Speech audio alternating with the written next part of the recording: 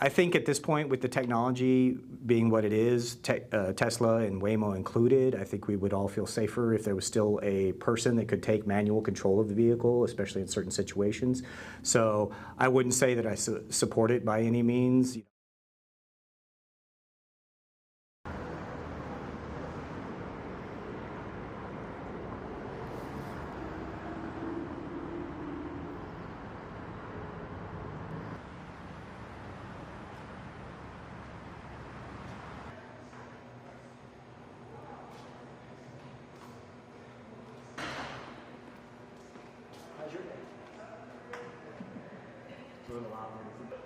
I was like, I know I saw a lady right there, so I don't know what I saw.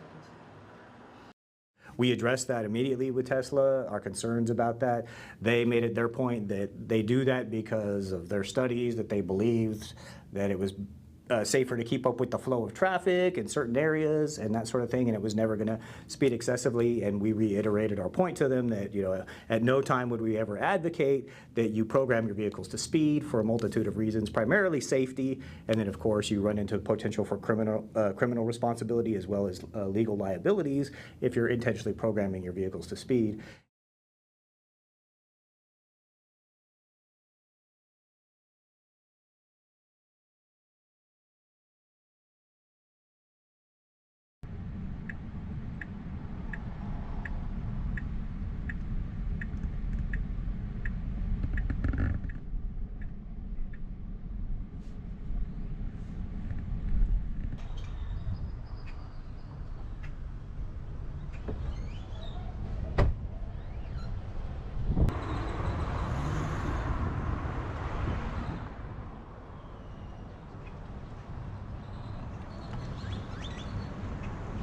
People, at least so far, tend to be much better at unexpected situations and being able to reason about, like, you know, sort of something that you've never seen before, but be able to, you know, sort of figure out on the fly what to do. Especially if you're using a machine learning based system, it relies critically on the training data that's been given, and if you come up with a completely what's known as out of distribution, which is sort of you know, a code word for just new or novel situation, then it's going to be much more difficult for a software-based system to react than people are.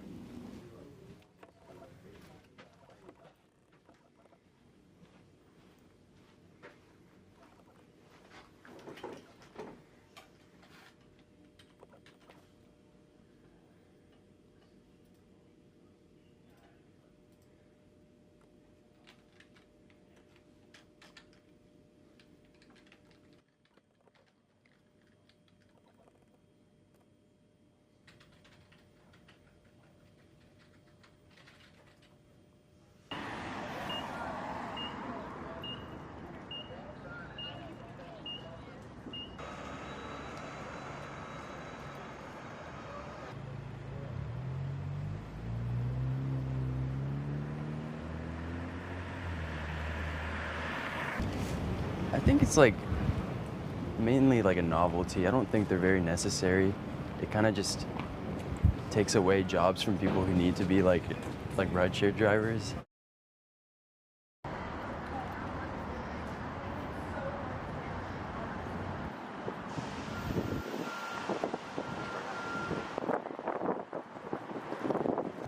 I feel like a human may be like better at like creative thinking and stuff, like in situations where kind of normal road laws don't apply, like if there's a block up on the highway, or if it's like the marathon coming up and like certain roads are closed off. A human might be able to like better navigate new situations versus a robot where it's kind of just relying on programming.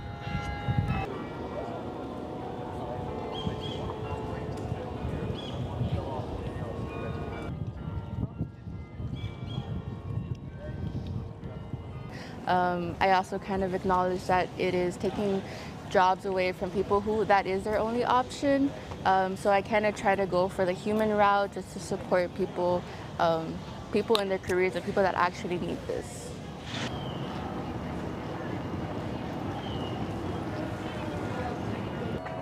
I feel like computers have more of the like the camera angles, so like they can see like, cause my mom drives a Tesla, so like it has like all the camera angles, like whenever she's driving and all the indicators. But I also do feel like a human's eye is also way better too, because they can see the angles as well, like from a better perspective.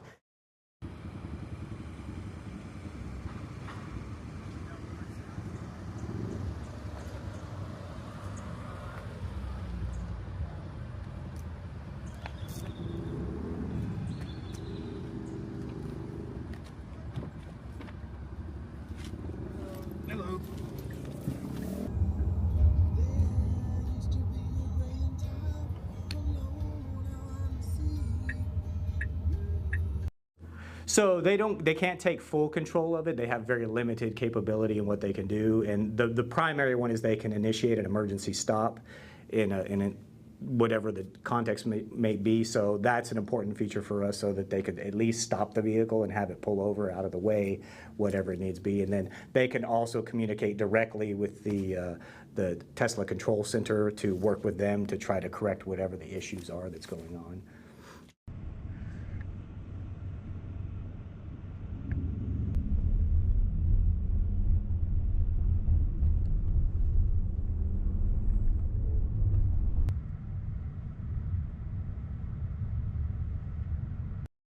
The car can be on its own, but we don't want to be,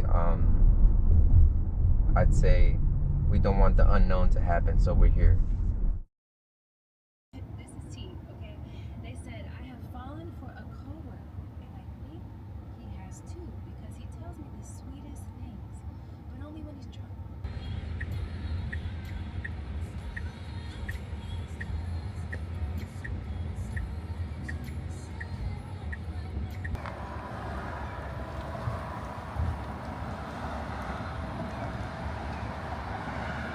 It's, it's partly the autonomous car side, it's partly also the human expectations. Just in the same way, if you have an Alexa at home, you realize the first time that when you say something it doesn't understand you, then you figure out how to talk to it.